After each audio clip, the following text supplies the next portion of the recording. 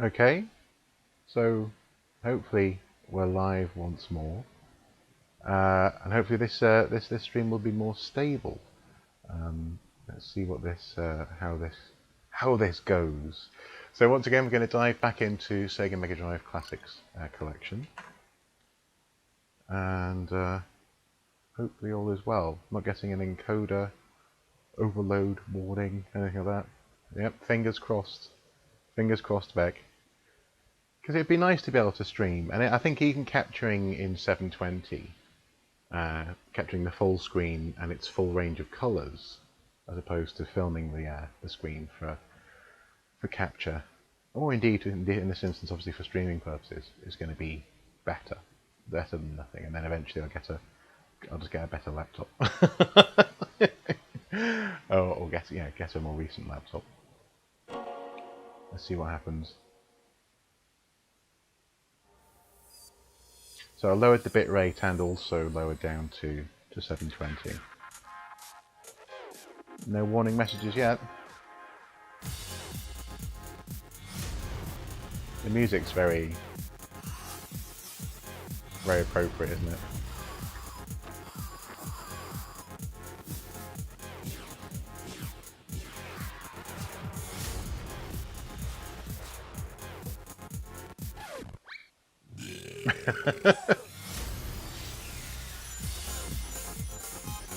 Seems much smoother. That's good. That's good. Okay, well let's press pause and let's see, or press plus rather. See what happens. L and R. You know, all of these are just adventures that we go on, aren't they? Also, the pop-out chat hint that you gave me, Beck, was brilliant, actually. A couple of minor hiccups and the audio isn't as crisp, but definitely watchable. Okay. Okay. Interesting. Okay. Well, we shall proceed. We shall proceed. And yeah, let's begin. Let's begin. Actually, you know what? Here's a game that I just never understood when I was a kid. I'm not even sure that we had access to Alex Kidd in any way at all when I was a kid, actually. But given that Alex was such an important Sega mascot at one point, I kind of feel as though I should know a bit more about him. So I should actually be able to play one of his games. But it's hard to get into. It really is. It's very blocky. It's a little bit awkward. It's built into your Master System. Interesting. Well, that's the thing. I think I remember one of my cousins having it on the Master System. Oh, no.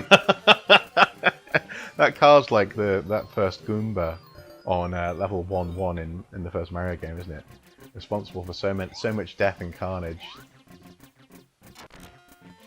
Okay, so you get currency. You can go into the building. Beat me at the game, and I'll give you 50 U. Okay. Will you bet your life? Oh my goodness. Yes. Pick paper, rock, or scissors. Okay, that's very Japanese. Before the music stops. Ready. Scissors. Let's call it a tie. Okay, well, let's go again. Paper. Yes! Paper beats rock. Here, take it, you thief! You thief, I won fair and square! Oh no, not the car. Oh, that car. That's just not fair.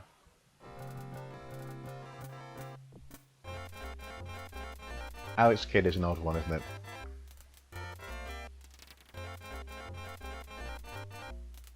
So let's try again. Start. Rookie Town. It's like they're trying to completely mock you. Like, this is really easy. Okay, I'm not going to bother with the rock, paper, scissors. Oh, coins. Jump over the car. Presumably those things can kill you. Yes, they can. Oh no, you can kill them. Let's go in the castle. Beat me. Oh, oh. Okay. Yeah, I'll bet my life. Another build. This is all they do in this town. Play rock, paper, scissors. Scissors. Oh, that's high. Games were definitely harder back then. Yeah, I think they were designed to make it so you're getting your value for money if you learned how to play it appropriately. Or got any good at them. Also, they'd just be eating up the coins, wouldn't they, in the arcade? That was this sort of the game design philosophy. Whereas now one might say it's to make something as grindy as possible and sell people shortcuts. Oh God! That stupid car! Alex, you gotta be kidding me!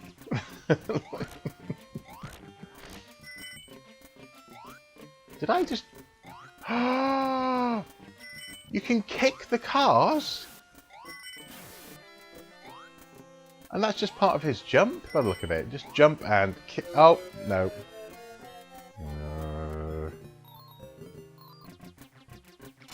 This is kind of embarrassing, really. I've invited people to go and watch me play a game I've never played before and lose horribly at it. But this is, you know, all part of the fun, I suppose, of getting a Mega Drive collection. Do you know what? I think we've had enough of that. Let's see what else is in there. I love the golden accents then on the wall, in the bedroom. Quite a cool sort of 90s-ish bedroom aesthetic, isn't it? Oh, room settings. Let's see what we can do with the room. Oh, that's audio. Room settings. Hide labels, time of day. Okay. It's not particularly exciting. The Altered Beast poster. Shining in the Darkness, Shining Force. Oh, Shinobi 3, Return of the... Now, I think it's actually... Oh, Sword of Vermilion, nice. It's actually Revenge of Shinobi that was always my favourite. See if we can get this going.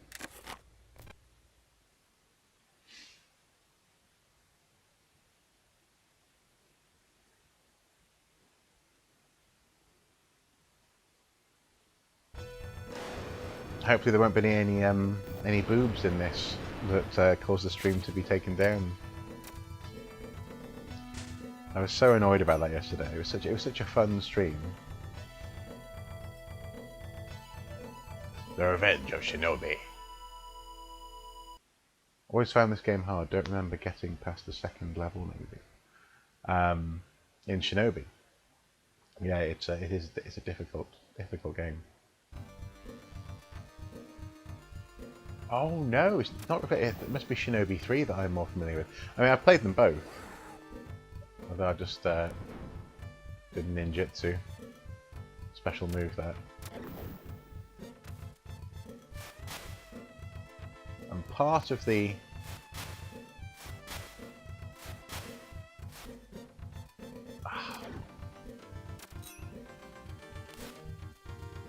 Part of the pleasure of this game is kind of how difficult it is. Yes, there we go. Sort of the Dark Souls of... I'm not even going to finish that sentence. Not even going to finish that sentence.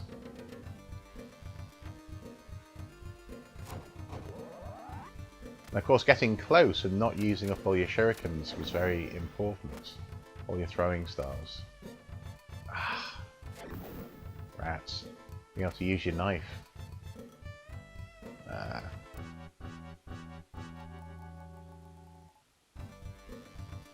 Man, I thought Ghost of Tsushima had better graphics. Exactly, Ghost of Tsushima wishes it looked like this. Ah. There we go.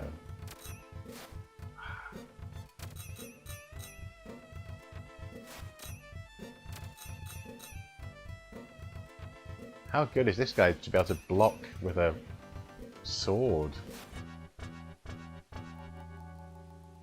Incidentally, as well, obviously this is just a test stream, you know, I'm not taking it too seriously, so if I'm playing terribly, you can't blame me.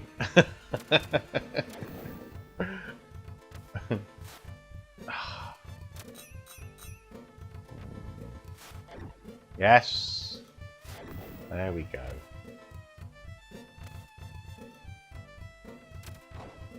You know, actually, a big part of it is the muscle memory. Is knowing where the the ABC equivalent is on the Switch controller.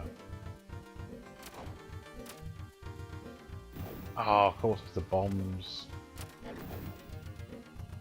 That's been too long. Here come the excuses. So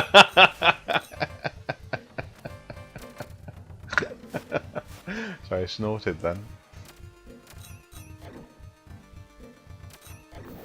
Oh, dog.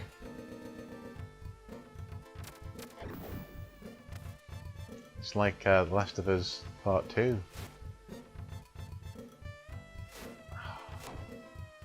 No! Stupid bomb.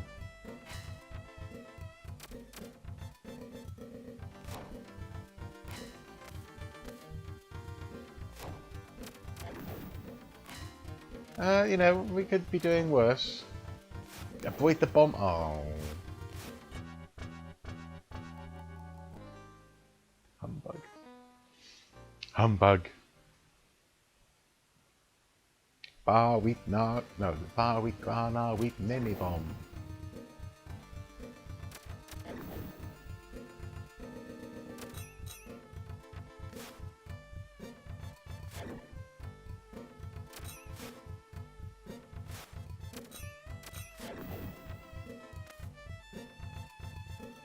It's crazy how much muscle memory plays a role. I think it really does. Because I've actually I have ordered the part of the reason why I want to play this today is for Streets of Rage, because I've ordered the physical copy of Streets of Rage 4 when it's released, and they actually pushed back the release from the 25th of this month to the 31st. I'm going to be picking it up on the day of release on from Smith's, my local toy emporium, and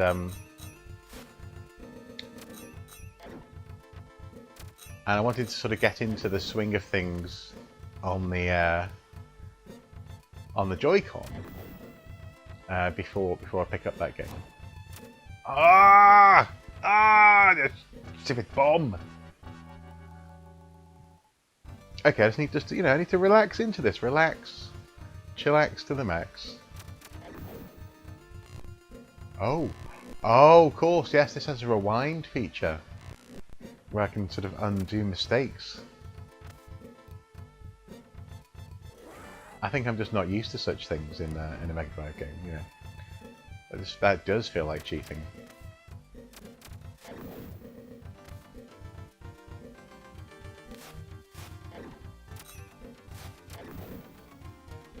There we go.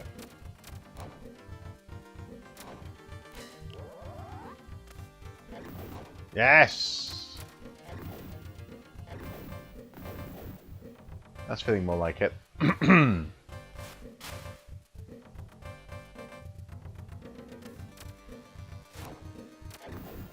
there's another bomb. Okay, let it go off on its own.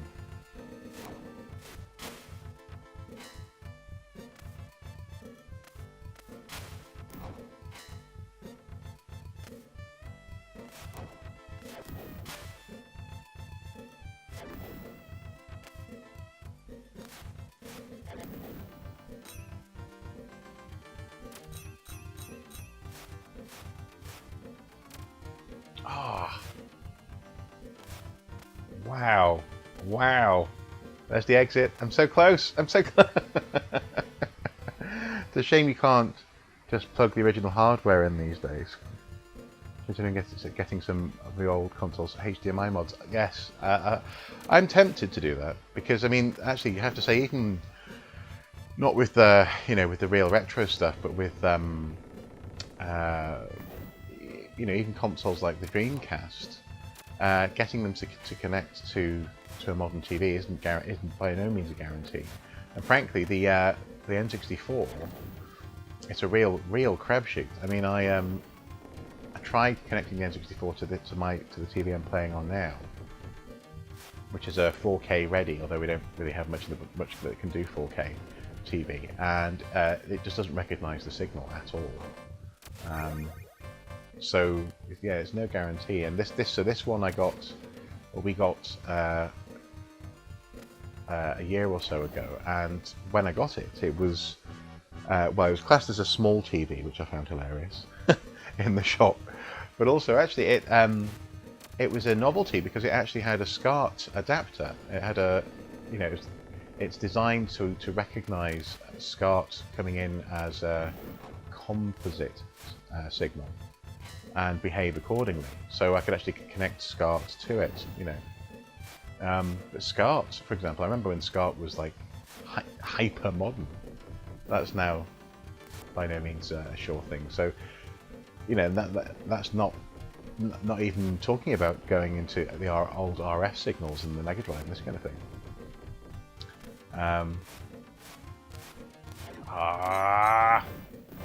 There we go.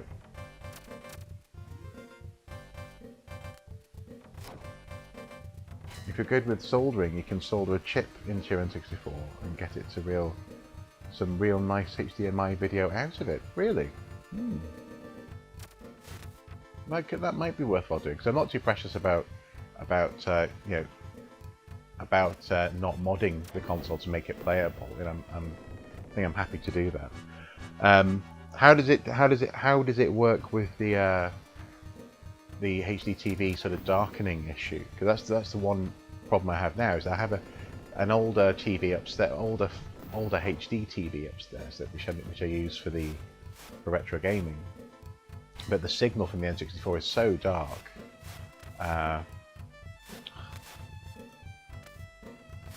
It's really, really annoying. There we go. Oh, I can just jump up. I didn't even have to go to the bamboo lift of death.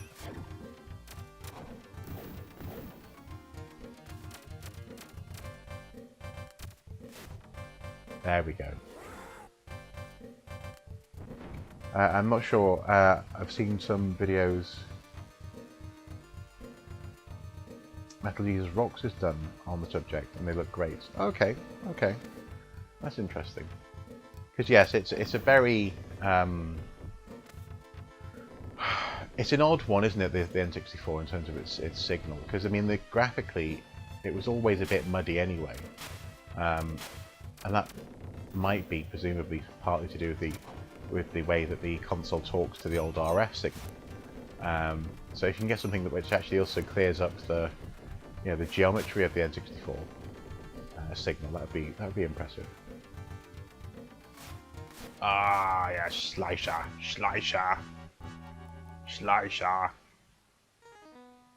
I will continue. Just expand that for a sec. Cool. So far, so good on the old console stream. I'm quite happy with that. I didn't want to go straight to streaming Breath of the Wild though. You know, I wanted all my mess ups and mistakes to be on a less important game, shall we say?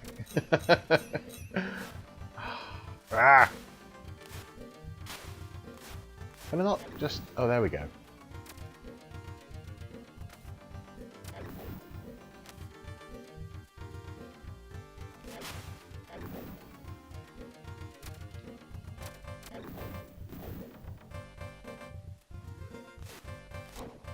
That's a bomb. These guys I need. I guess if you really have to, you can plug all this into your PC. I could, you know, I could get and then sort of maybe duplicate the monitor or something. It would, yeah. That would be a whole interesting setup. Because the other thing as well is obviously I'd like it to be convenient, you know, and this is sort of still just about convenience to set up. You know, I've got a tripod holding my webcam there, and a couple of wires going back and forth to the TV and the Elgato, etc. But yeah, I'll give it a look. I'll give it a look once it's rendered. The stream later on, probably tomorrow, but late by recent YouTube standards, and see how I think, well, what I think about it. See how I think it's held up. Interestingly, I've never really been tempted to do the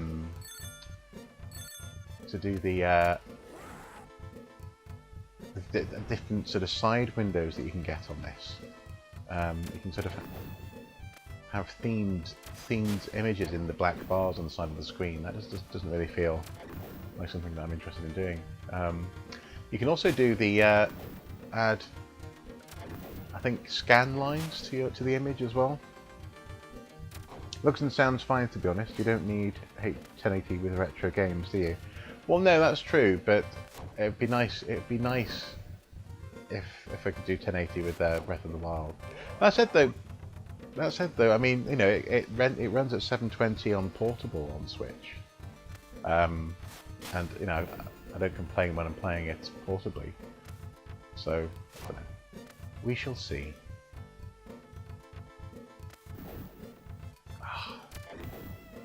Stupid dog.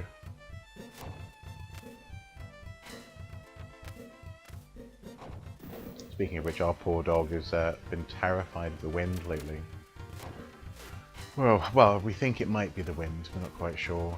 He's just generally scared right now, which is unsettling, shall we say. Definitely, it's been stressing me out a lot. Ah!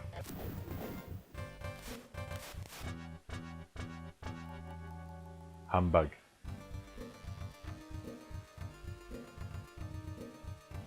Well, let's try another game, shall we? You know, that's the whole point of the Mega Drive collection. Toe Jam and Earl was a game that we...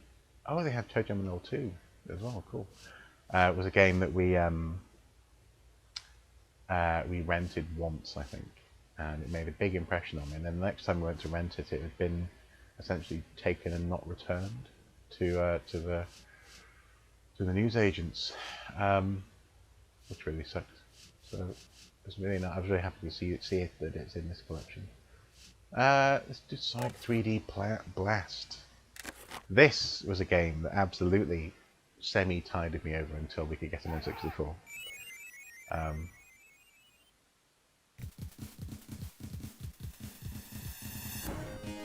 You can just record the output instead of streaming if you want to test things safely. Well, true, that's true. And to be fair, I mean, today I kind of fancied a bit. You know, I didn't really mind if it's a bit rough around the edges and having a bit of fun, you know, on the live stream itself. So it's, you know, it's fine. And well, I think I might keep tweaking the signal, etc., and see what I can get.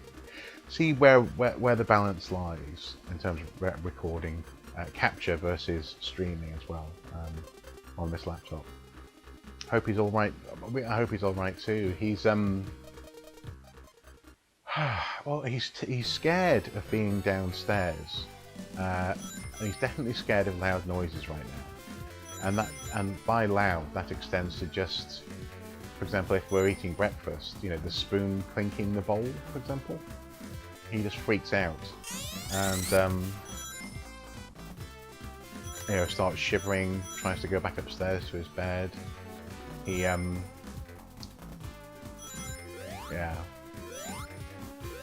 he weed in the hall yesterday because he was just suddenly so scared. It's I'm really not sure what's going on, and it could be something that we're just not aware of. It could be that, you know, maybe the neighbour's dog is making strange noises, or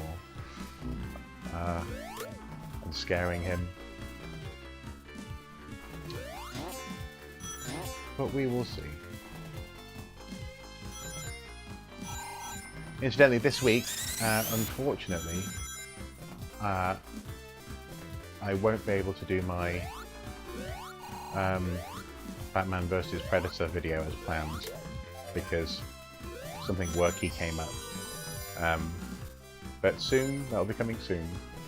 I might be able to fit in a Half-Life 2 stream. Get closer and closer to finishing that so we can start playing Bioshock. Yes, this game, actually this version doesn't look as good as I remember it. But then again, I suppose nothing's going to look as good as I remember it when it's trying to emulate 3D. But it could be worse, couldn't it, as a 3D isometric experience, you know. I remember thinking, oh, you know, just about being able to convince myself, oh, I don't need an N64 yet. It's fine.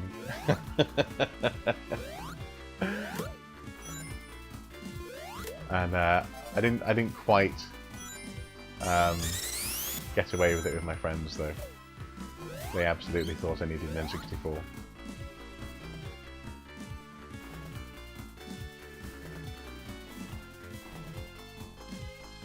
Oh, no, that's the way we came from. Oh, yes, of course, this is I can sort of spin here. There we go.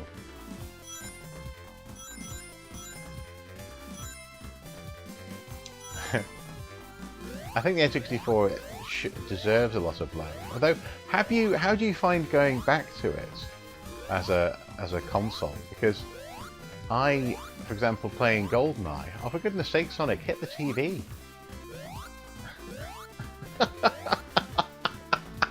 Come on, hit it, hit it, hit it. There we go. Because, for example, playing GoldenEye on that controller, for some reason, just doesn't quite feel right. And it might be because of the weird way that they handle strafing with the C buttons, or something about the way the controller is balanced. But I think I've sort of I've been trained out of playing on the N64 comfortably by subsequent consoles, unfortunately, which is a real shame. I really don't like it. Oh, I'm missing a birdie. A flicky bird. Oh, he's going to be in here, isn't he? Oh, come on, Sonic. There we go.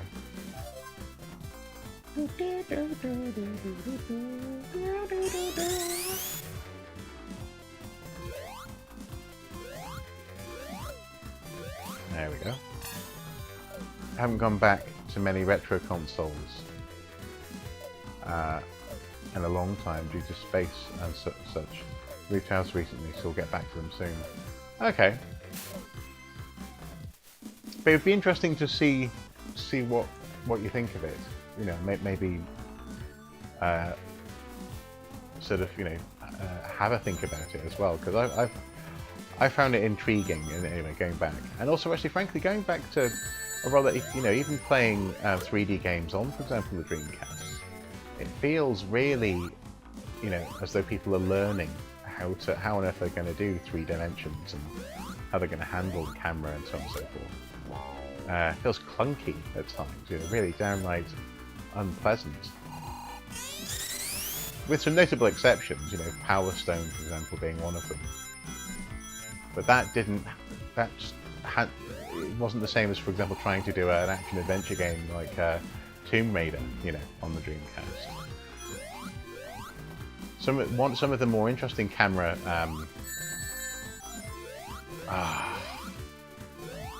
handling mechanisms on that console involve using the triggers, sort of L and R trigger, to move the camera, sort of orbit it around the character, the protagonist, this kind of thing. I think it'll always be hard to go back after we get spoiled by modern advances. Yeah, I think smooth analog sticks and well, in particular things like auto saves, but also just slightly more intuitive ways of handling those problems, like navigating 3-dimensional space. You know. Yes, there we go. Ah, I fell.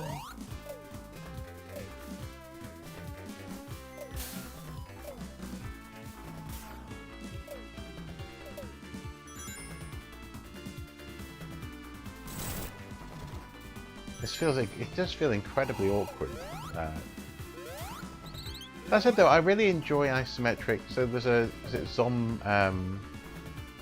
a Zomboid, is it? There's a zombie survival game that I remember, there was like a demo version of it on on Steam forever, and I remember getting that and really enjoying the isometric use of, you know, that grid system, 2.5D or whatever. And this isn't completely awful, but it's a little bit rough around the edges. I mean, it's very ice skatey. Ice, you know, it feels like Sonic's running on ice, as it were. But at least you can easily see what they're going for at any given point. You know, the 3D spaces kind of make sense because of the grid. Ah, there we go.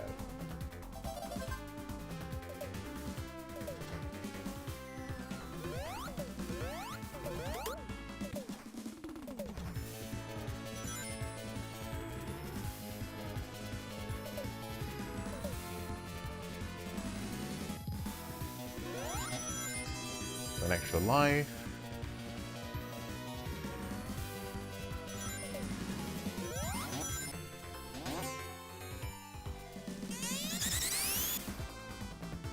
Lack of a second thumbstick definitely hurt the Dreamcast. I agree. Yeah, and it's very noticeable when you go back. But also at the same time, I wonder if it was particularly noticeable at the time. I can't remember anyone talking about it. I just remember people going, oh, Dreamcast, like it was the, you know, one of the most amazing things ever when it came out.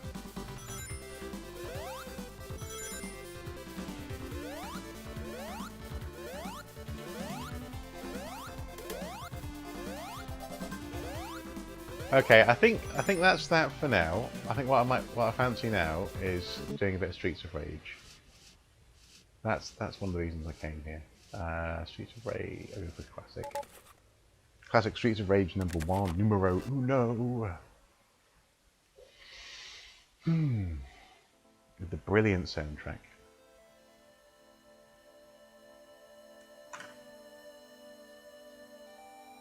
This city was once a happy, peaceful place, until one day a powerful, secret criminal organization took over. This vicious syndicate soon had control of the government and even the police force. The city has become a center of violence and crime where no one is safe. Amid this turmoil, a group of determined young police officers have sworn to clean up the city. Among them are Adam Hunter, Axel Stone and Blaze Fielding. They are willing to risk anything, even their lives, on the Streets of Rage. You don't remember being annoyed with it at the time?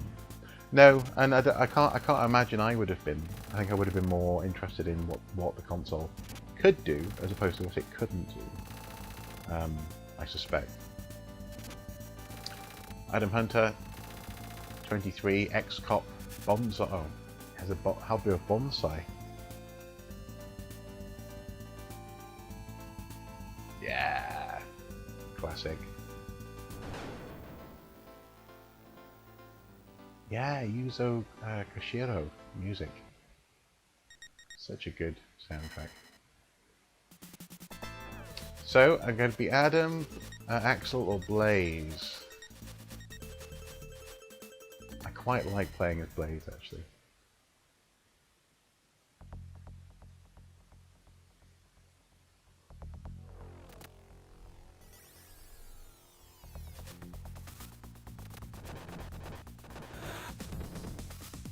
Yes, I can't wait to play Streets of Rage 4. Obviously, I've seen playthroughs, or some playthroughs, a couple of levels, and reviews, and it looks like a lot of fun.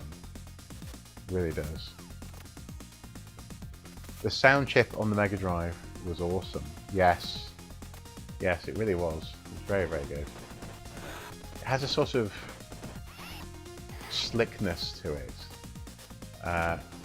And the range of synth tones you could get, the thumping kind of rhythm as well, it was very, very characteristic.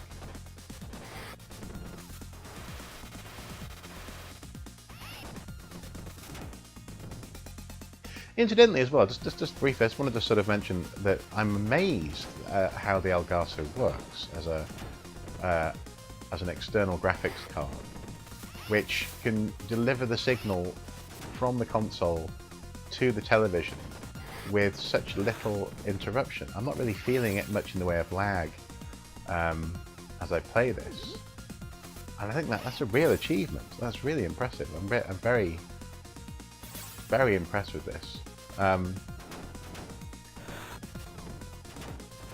As a piece of technology, I can sort of see why people recommend it. Because obviously I was looking at lesser solutions, shall we say, you know, thumbstick size solutions on Amazon, etc. And they all looked as though they were going to be a bit rubbish. And I thought, no, I just need to well, as we've discussed recently on this YouTube channel, I just need to go for what I need, as it were, not go for something cheap and end up buying this anyway. And I'm very impressed.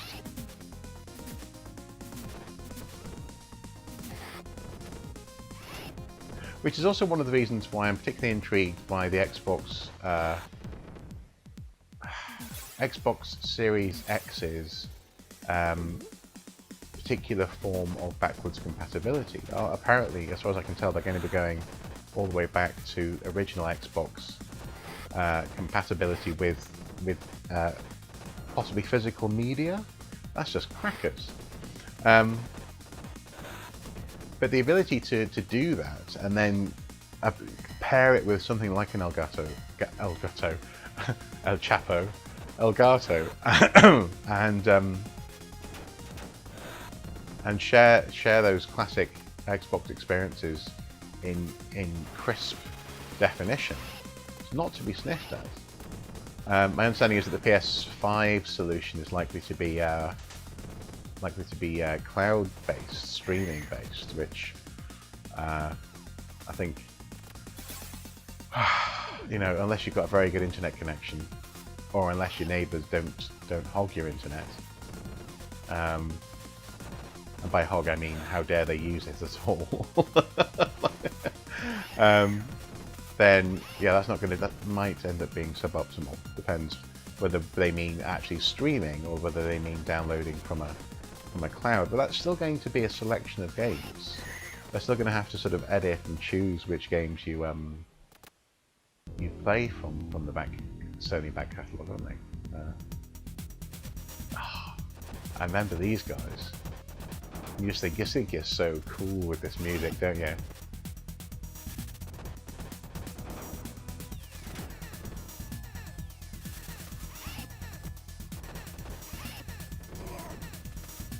There we go. I always used to look at the details in the background, a little bit like on Robocop versus Terminator. You know, read the shop signs, this kind of thing. It's lots of fun.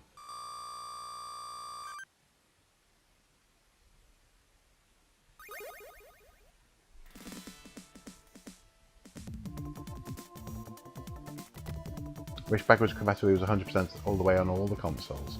Yeah, that would be good. Although I suppose, yeah, I guess that wouldn't leave much room for innovation. Oh, why did I do that? It was always the bane of playing this game when you accidentally tap the A button. You know, in terms of innovation, in terms of media. So, for example, you can't imagine being able to play even a GameCube disc, frankly, on a Switch, and have it be as portable as it is. So I guess in that instance you'd have to have maybe something built into the dock that would accept different discs and the weird different. But then again, actually, in that sense, that's a Nintendo issue, isn't it? Nintendo have had so many different forms of media, different sized discs, different cartridges. That's partly to do with the age of the company in terms of its longevity in computer games, though, I guess. Whereas Sony and Xbox have the luxury of always having essentially DVD or CD-ROM size media. That's true, but it was great when the PS3 could play PS2 and PS1 games. Absolutely. Yeah, absolutely. And also, actually, frankly, that's one of the reasons why I went with why I was really happy to, why I said thank you to my friend and accepted the PS2 Slim that they offered in order to try and play Fatal Frame, was the ability to also play PS1 games on that console. So I've got a copy of Resident Evil on PlayStation, which I can play via the PlayStation 2, which is again not to be sniffed at. So yeah, so I guess Nintendo are never going to have it, and also as well, they're never going to just make it so that you can have access to the entire back catalogue of games without having to pay something. That said, though, we have Mrs. My lovely wife and I. We have got the family internet package, the Nintendo Online family package for a year, so that we can visit other people's islands on Animal Crossing. And with that comes quite a few SNES games, actually, and also NES games, which have been interesting. Some of them are not inexpensive now, and especially seeing as my SNES is my brother-in-law's SNES, which I look after on a very lifetime long loan kind of thing. Given that that's my first SNES, the ability to get hold of some of the more interesting games and not have to pay through the nose for them is quite handy. So maybe it would be good if yes, well, that's the thing. Yeah, digital games are a huge problem. Definitely. And I mean, for example, a couple of years ago, if you'd asked me about Netflix, I'd have said, nope, not interested. You know, I buy my films on DVD because then I can watch them whenever I want.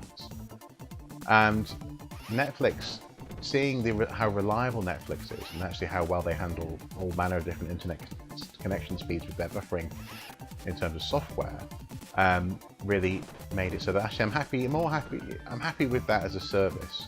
And what I do tend to do is, if I really like something, then I'll buy it on disc, as opposed to gambling on everything via disc. And so it has a Netflix has a net benefit, no pun intended, in terms of it's a catalogue that I can dip in and out of, and if something goes missing, I can always get hold of it, I guess, for the most part on disc. The digital distribution model for gaming has always been problematic for me, because partly because I love collecting physical media. That does have its limits, though. The sheer number of Xbox 360 games I have is something that I don't want to repeat on any other console. And frankly, actually, the Switch is a joy to collect for, because you can fit loads of games into one box. I mean, frankly, actually, I have just here, in fact, I have a brilliant 3D printed whatnot in this Switch case, which you may or may not be able to see just in there. Try not to spill my games. Which sits in there and allows me to store loads of games in one box, which then can fit into a Switch carry case quite easily. So at the moment I have, well, it has room for 1, 2, 3, 4, 5, 6, 7, 8, 9, 10 games, but actually you can double stack. You can put them. So I've got one hidden just in here, for example, and yeah. So I've got going on to maybe 20 games in there. So in that sense, the Switch is brilliant to collect for in terms of physical media. But the thing about the Xbox 360 is that, I mean, first of all, it was around. Wrong button. It was around for so long that the games became incredibly cheap, and so I've got drawers and drawers of Xbox 360 games. But as the Xbox Live Arcade became more and more ubiquitous, there were certain games on there that I adored that you just couldn't get physically. And probably the most infamous one was Scott Pilgrim vs. the World. That was really quite a solid, 16-bit-esque game, which I only ever got the demo of, because by the time I got the demo and then went to go and buy the game was no longer available. And in fact, they when I switched from my old white Xbox 360 to a Xbox 360S, the black edition, just because it had a much bigger hard drive. I couldn't bring that game with me, so that demo with me even. So that game was lost. Now it's infamously lost because of licensing issues. People can't get access to it. Precisely, the uncertainty of console stores, service, and in 10 to 15 years, 10 to 15 years, can you still download the games that you bought? And the answer is probably not, which is a genuine concern. And so again, with games, what I try to do is I try to do the Netflix thing with games as well. So, wrong button. So with, for example, Streets of Rage 4, a game that I know I'm going to want to have and to keep and to have and to hold till death do us part, then I waited for that to come out physically so I could get hold of it. I was so tempted to get the digital version on PC or even on the Switch, the eStore, but I didn't. Oh, for goodness sake. Ugh. Slicey bear man. He's like a lanky Wolverine.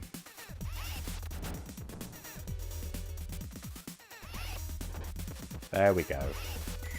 Ah! Rats. Well, that's not worth keeping my name for. Continue. I went full digital for Switch once I realised it would be impossible to get limited releases down the line and limited region exclusives like Bayonetta 1 in Japan. It was a big factor. Another factor is developers like Capcom not putting all the data on the cartridge or even all the games in Mega Man Collection, for example. Yeah, that's true. That's very true. It's one of the reasons why I'm less than excited about things. I mean, people say, "Oh, you can get Assassin's Creed Black Flag and Rogue on Switch." I think you can get one of them on cartridge, and the other one is a digital download that the cartridge gives you a key for. And then, trying to think, is Bioshock the same? Was Bioshock all 3 games on the cartridge? But that's made me think twice about getting that game, definitely, in terms of the Bioshock collection. Come on. This is the only problem with Axel. Sometimes the reach can be a little bit weak.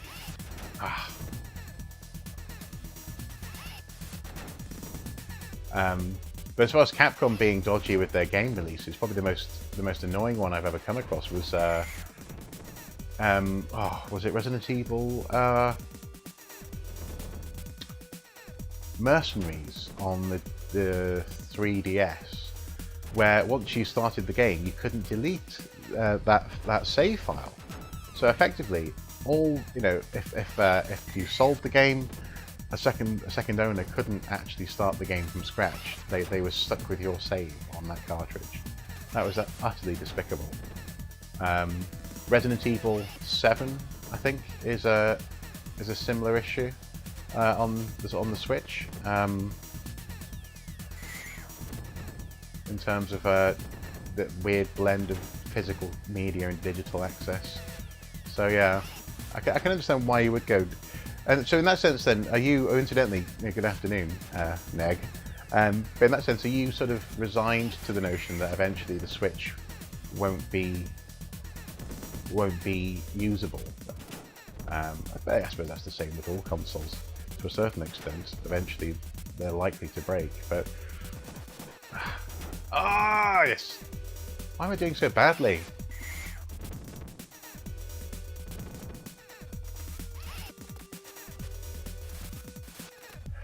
The other thing is, in terms of digital distribution as well, which is interesting, is that I have much more confidence buying digitally from Steam that it's more likely to be there. Plus, that's partly just because it's been around for quite a long time.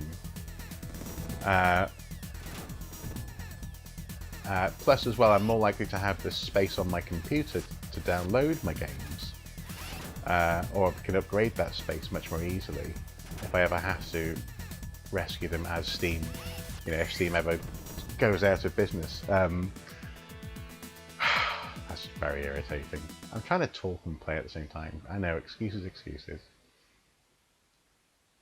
That guy would never have beaten me previously. I'm so annoyed by that. You see, I need to practice before Streets of Rage 4 turns up. Which is going to be in 3 days. Not that I'm counting. So actually, speaking of which, if we sort of close that for a sec, Tesla versus Lovecraft. Yeah, precisely. Yeah, you can back up Steam games if you want to. Some of this other stuff as well. Like, so I recently got hold of the Contra Anniversary Collection, which is an interesting collection. Well, you never know. You never know. We might be able to end up. Might end up with teraflop. Is that teraflop? Is that the right word? Terabytes of thousands of terabytes, yogabytes of storage for like 50p in the future. Who knows? But yeah, so the Contra Anniversary Collection is something which it's just convenient to download this from digitally, and kind of accept that maybe I won't be able to replace it at some point in the future. So Contra 1987 arcade, Super Contra, Contra on the NES, Contra on the Famicom. Nice. See, that kind of thing. That I definitely wouldn't be able to play easily in another form. Super C, Alien Wars, probably my favourite so far. 1992 NES, no, SNES, SNES.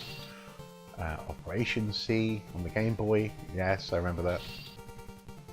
Hardcore, Alien Rebels, I haven't played that yet. And it comes up with a little bit of history as well about the series. So, that kind of thing I'm happy to do.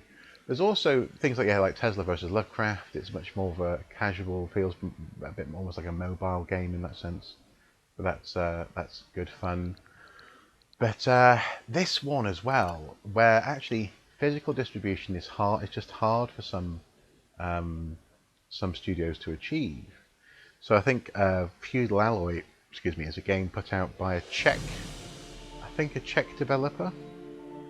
It has a beautiful hand-drawn aesthetic.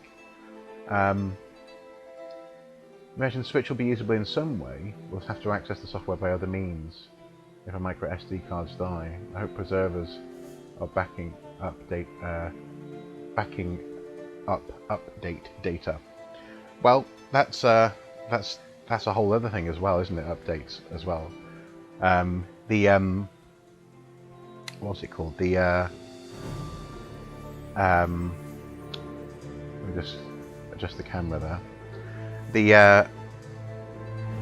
What was it? The Silent Hill HD collection is kind of infamous for being a game which is more or less unplayable without its updates. In terms of, I think there's a graphical but also some gameplay glitches which the disc alone just doesn't suffice. For me, it was convenient to be able to play that game on the Xbox 360. Again, I didn't grow up with the PlayStation, so yes, I didn't mind that at all. But yes, that's definitely an example where hopefully the update is preserved somewhere. What I'm hoping is to be able to know when, for example, especially the Xbox servers are going to go down. So I've been expecting the Xbox 360 support to disappear at any moment, throughout the 7th console generation, and they haven't. No, 8th, sorry, 8th. Throughout the life of the current consoles, and it hasn't. I'm still able to get the updates. But at some point, I'm going to have to put every disc I own into that console and download those updates, so that I don't lose, don't lose that ability. And hoping that Microsoft gives us fair warning on that, or Xbox gives us fair warning on that sort of stuff. It's a quandary, isn't it? Definitely.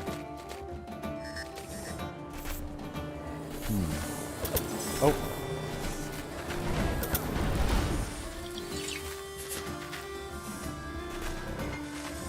But yes, I do very much enjoy this game. It's like a cutesy version of a Castlevania.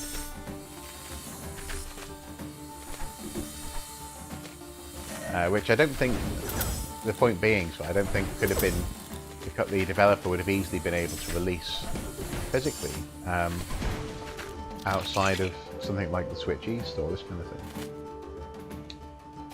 You think there's an echo on this game? Oh, okay. Right, well I'll tell you what, I'll stop playing it for now then. There we go. Maybe that's a bit better. But yes, so Feudal Alloy is an example where I appreciate digital distribution, definitely. And in this Nintendo Super Nintendo Entertainment System games library, it's been interesting. I've heard sort of very mixed things about the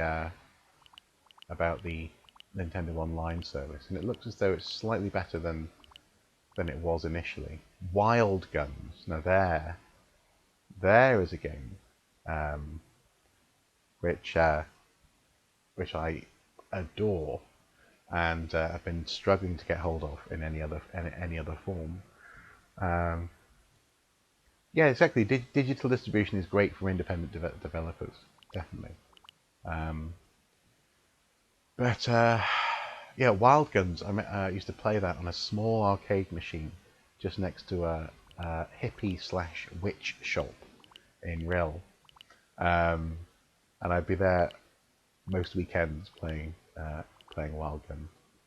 Star Fox. So Star Fox 2, cool. They've released it here as well. Obviously, they released it with the NES, SNES Classic.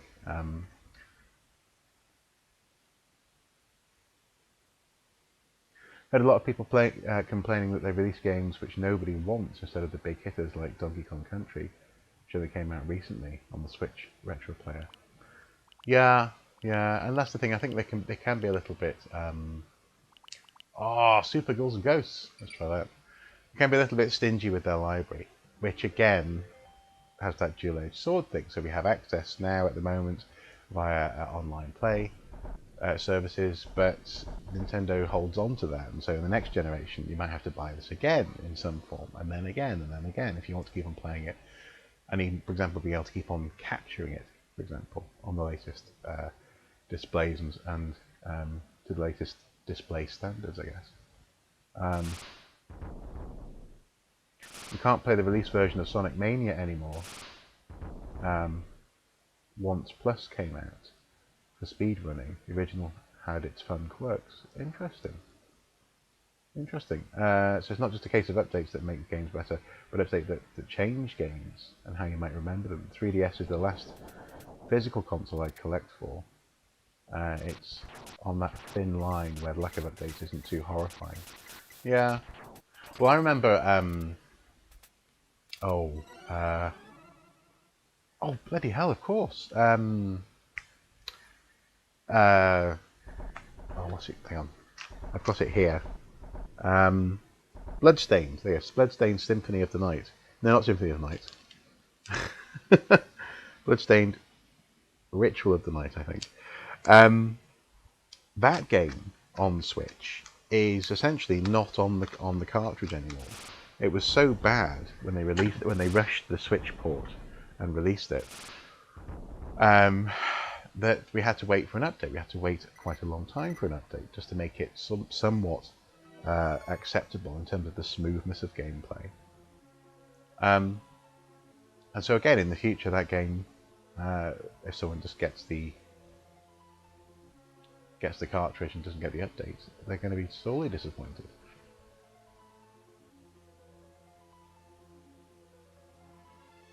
I'm just going to come flying in through the window.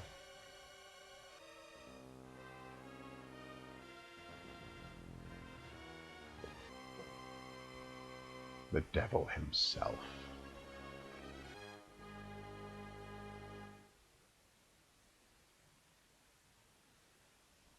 Nice.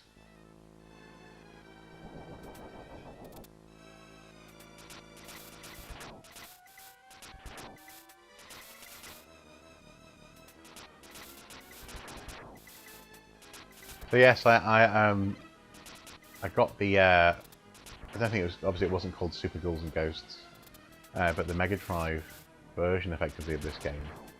It's one of the few Mega Drive games that I own that I didn't play as a kid, and it just completely kicked my behind.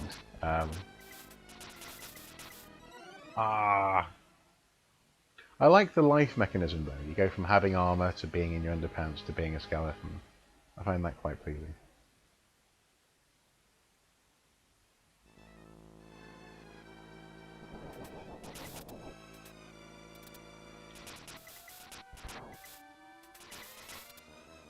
How can we get past the this fella?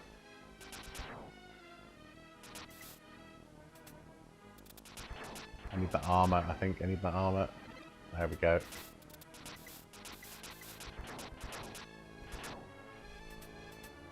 Oh, you can double jump. That's good to know.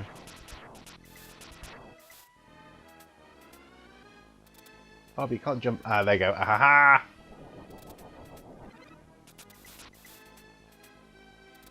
It's quite pleasing.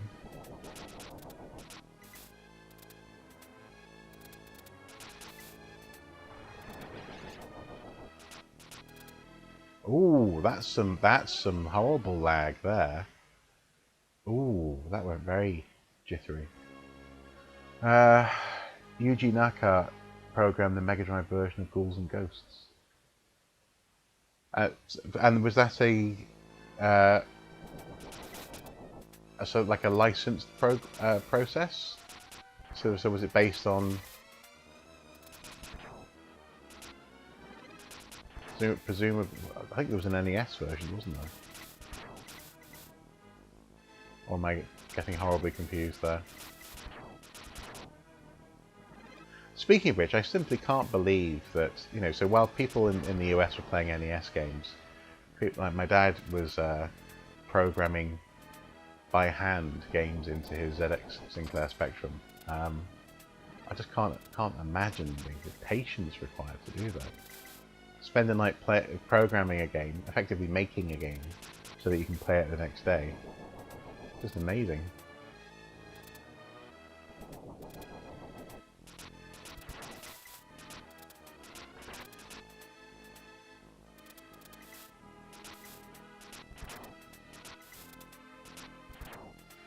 Oh, I'm trapped. Oh, brilliant. Isn't that brilliant? Oh. Game over.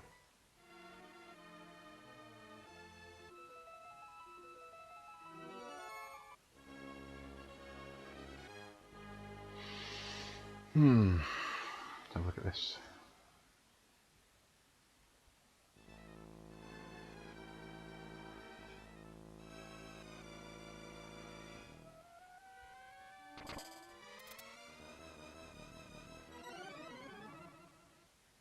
Oh, wasn't focusing there. Now I'm getting the encoding overloaded for it. No, it's gone away. Okay. Well, again, the experiment for this stream continues in terms of seeing. So yes, I've deliberately wandered away from the Mega Drive collection, so I want to see how different software goes through on this stream. Just to reiterate, it's my first time streaming from a console, so I'm trying to sort of push some of the boundaries a little bit.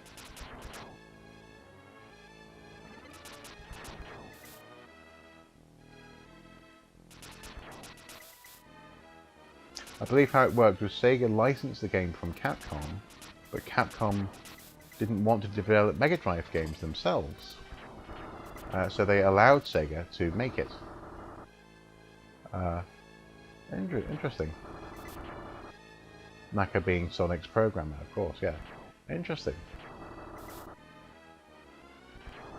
That must have been, I mean, yeah, the way that, it's almost like an early version of Marvel and Sony working together to get Spider-Man onto into the Marvel Cinematic Universe. Capcom didn't make MD games themselves until Super Street Fighter 2 and Mega Man Wily Wars. That's an interesting bit of trivia. Thank you very much.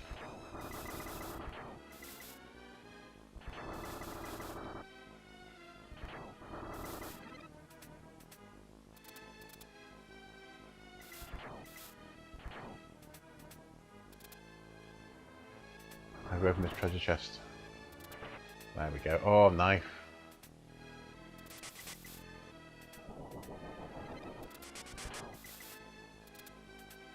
This feels a little bit jilted. Stilted, rather. Jilted is the wrong word. A little bit stilted compared to how I presume it should feel.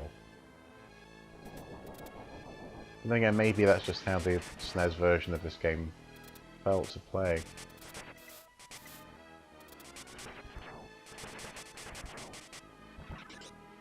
Nice. Ah.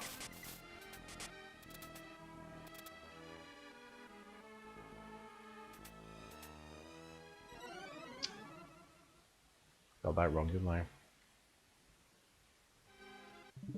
Okay, well that's that done. Let's see what else we can monkey with. The room. I've been very much enjoying the room on Switch, using the motion controls to manipulate the puzzle. Avocado. Ah.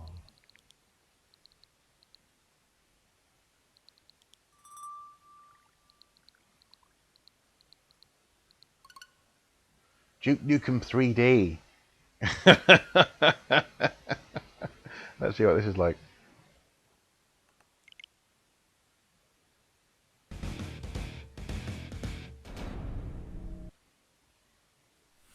They've actually programmed it with somewhat sensitive motion controls. Oh, I thought I had saved where we're up to. Let's rock. Let's rock. So you can actually move the aiming up and down quite nicely. Now I know it's gone a little bit dark in here. Sorry about that.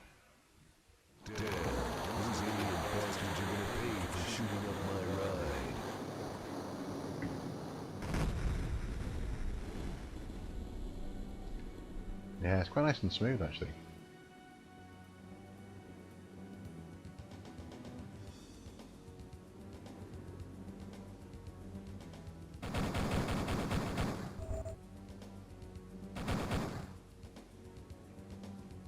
I can kick that box. Yeah.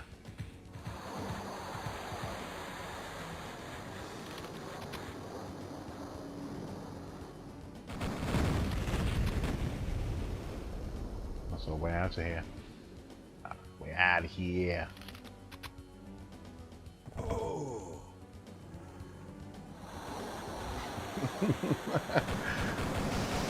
Duke fighting predators.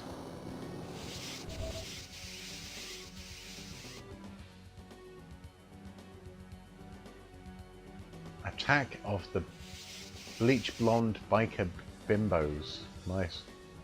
In the cinema.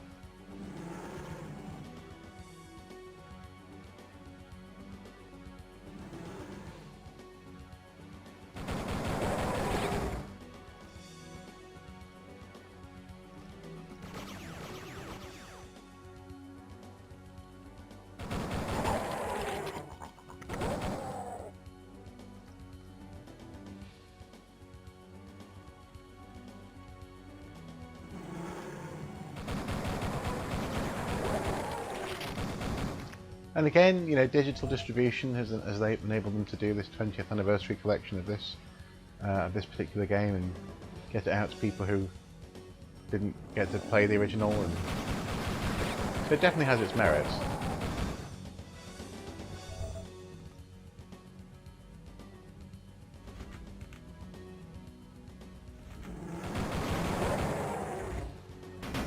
Oh no, I've got no ammo. I'm down to my kicking boots.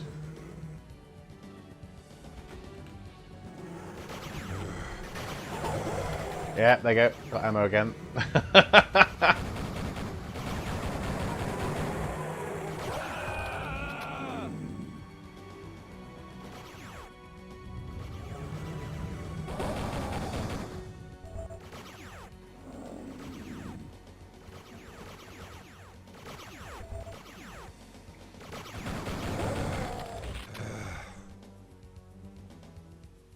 I think there's a slight echo again. It's not annoying or anything. Just think I can hear one. Don't have the stream open, do you, in the Elgato interface? No, I don't. No, the Elgato interface is closed. I mean, unless you're hearing it, you just pause the game for a sec. Unless, let's see. No, that's muted. It should be muted on the TV, and it's not. I don't think you should be able to hear it. Interesting. Only on certain games, though. Intriguing. Well, this has definitely been a useful test for streaming on Switch. Other things I need to keep on working on. Incidentally, I love it in games like this, and I think this continues to be the case, even in modern games, when they include little details like that. Usable light switches. How incredibly cool is that? 2 expansions are missing from this release of Duke, I believe. Still was cheap enough on Switch to be cheerful. Yes. Well, yeah, precisely. Back down to my kicking boot. Let's hop over here. Add.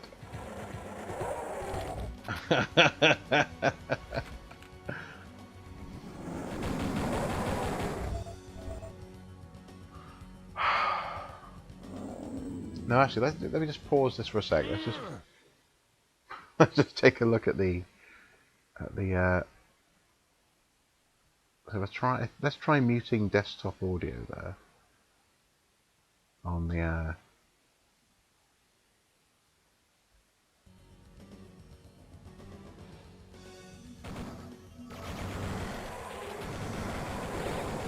Is that any better in terms of echo?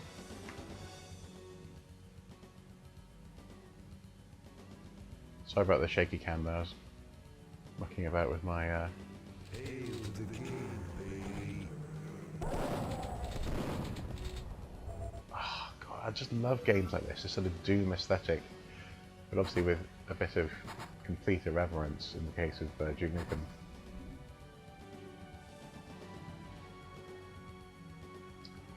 Still got an echo, you can hear it when firing once. Interesting. I wonder how do we have an echo? Oh. Let's see if we...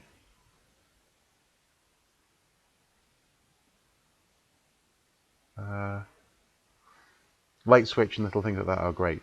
Yes, they are. Well, they are. They're for me for so long. They're more or less what made games interesting. The sort of slight elements of simulation of real life. You know.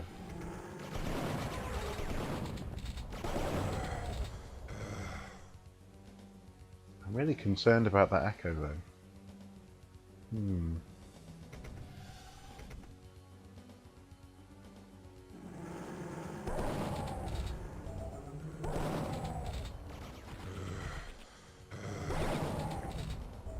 Now this is quite funny.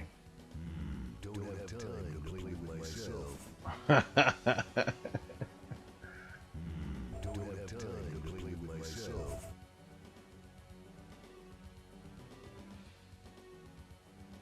Access card required. Classic Duke Nukem / Doom gameplay.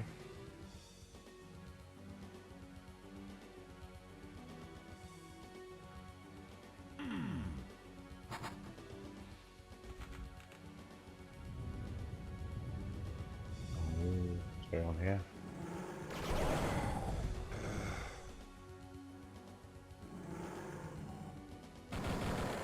Projector room, nice.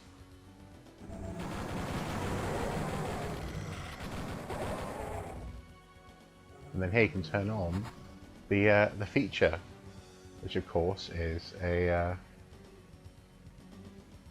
sexy lady doing a dance on in the cinema, because this is a classy cinema.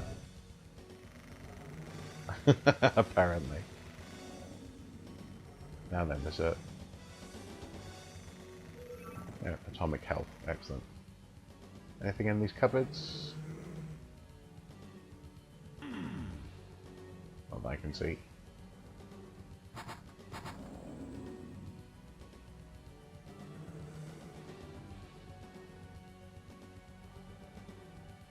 Oh. Mind the boobs. Precisely. Precisely, yeah. Seriously, yesterday that was so bad. So annoying. And the fact that they didn't keep the stream and allow you to sort of edit out the offended imagery. Or offending image. Because it just came out of nowhere. Because previously, Henry's relationships had been, you know, so with the miller's daughter, it's quite kind of, you know, cutesy. And I thought that was where that's when the priest said we're going to come to the climax of the evening. I thought it would sort of fade to black, and the next morning, then you see them waking up, I don't know, in bed together with some implied. Ah, look at the bloody footprints. Another little grim detail there. Yeah, some implied, you know, debauchery, but no, they showed the whole thing. They go the whole hog. This as well would have excited me immensely when I was a kid, seeing a working mirror.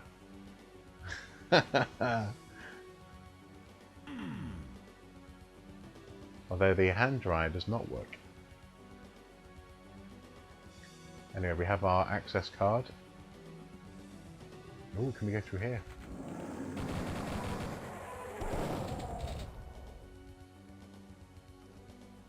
Who wants some?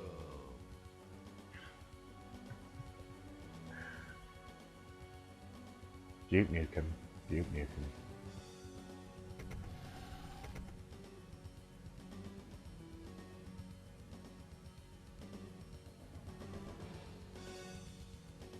Balls of steel.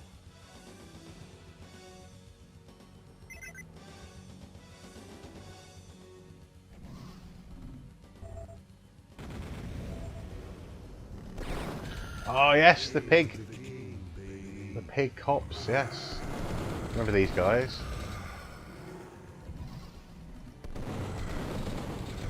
Well, you know, in so much as I remember seeing them in adverts for this game.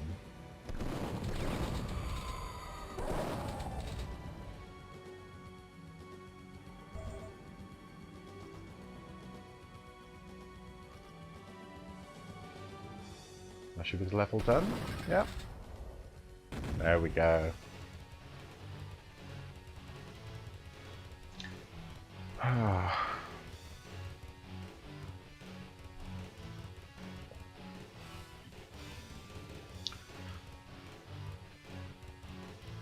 Because it might be an OBS settings issue if there's still an echo.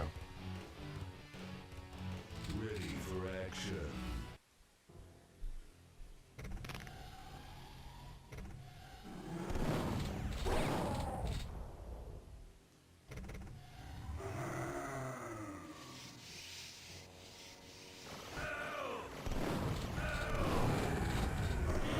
Oh!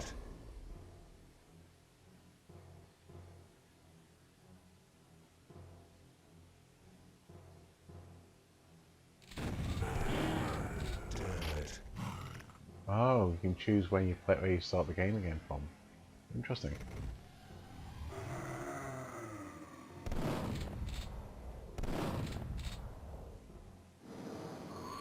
So you can go in here. We can't. Forbidden videos and books. Come get some.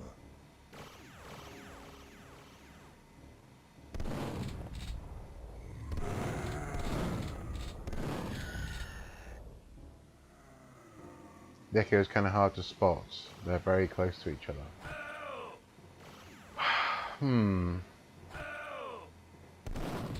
It might be an OBS thing. Because I had to muck about with the OBS to get the sound to come through here because it was a source being captured. But I also wanted to be able to monitor, so maybe there's an issue there, perhaps. Well, let's see if any of the other signals are dirty on. Oh! Now that's interesting. There's a desktop audio too for some reason, which is active. If I mute that, now just Mike and...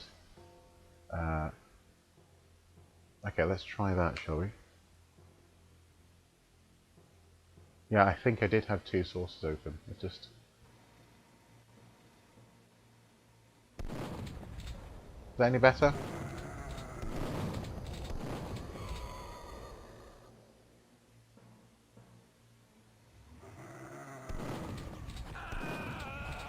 As I say, next time I stream, incidentally, I'll have a light in front of me and all this sort of stuff. This is it's a very rough stream.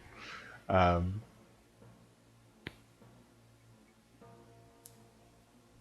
that doesn't really help.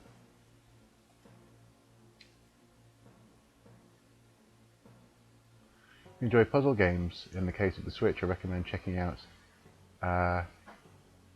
Pixel Lines DX, my favourite for the console. Interesting. Cool. I think that's sorted. Brilliant. Brilliant. Well, actually, so let's there'll be a what's that? Yes, the audibly muddy game to test that on.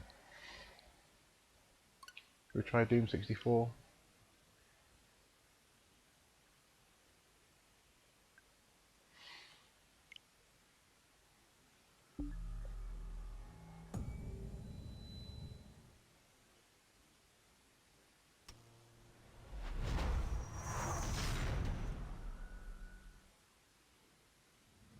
So that's in software.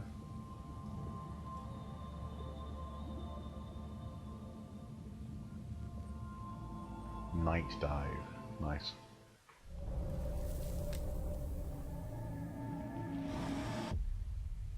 A lot of companies brought this to the Switch apparently. So this is another instance where actually I think the digital redistribution of this game has aided its visuals, because Doom 64 was notoriously difficult to see anything on the original the N64 version. It was very dark, visually dark game. So let's go for a new game. Bring it on! So let's try the shooting of it a couple of times.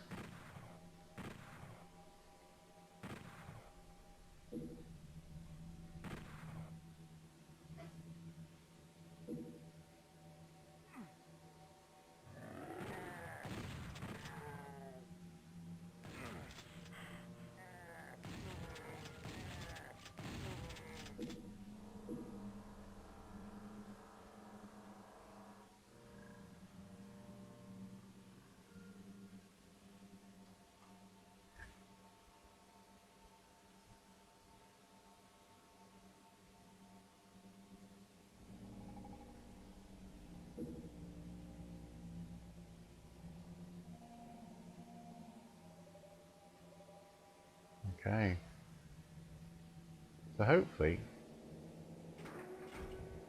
that is much better.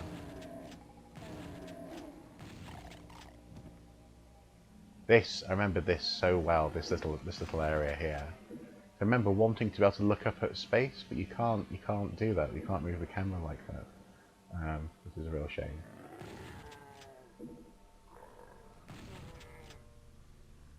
On the N64. Well, frankly, on this version you can't put the camera up.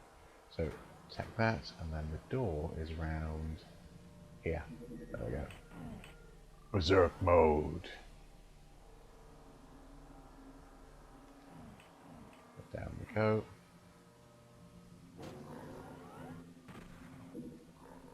Ah, where did? There we go.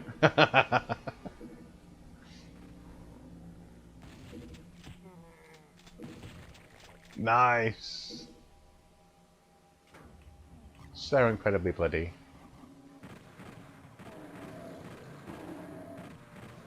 Oh no, I've messed that up. I've messed that up. I've messed that up immensely. Ah. You do own Witcher 3 physical for the Switch. just so you can say the cartridge slot simply isn't empty. The fact the CG Project Red fully used 32 gig cartridge. Wow. There is 3 gigs of updates, but at least it's optional. Interesting. That's interesting.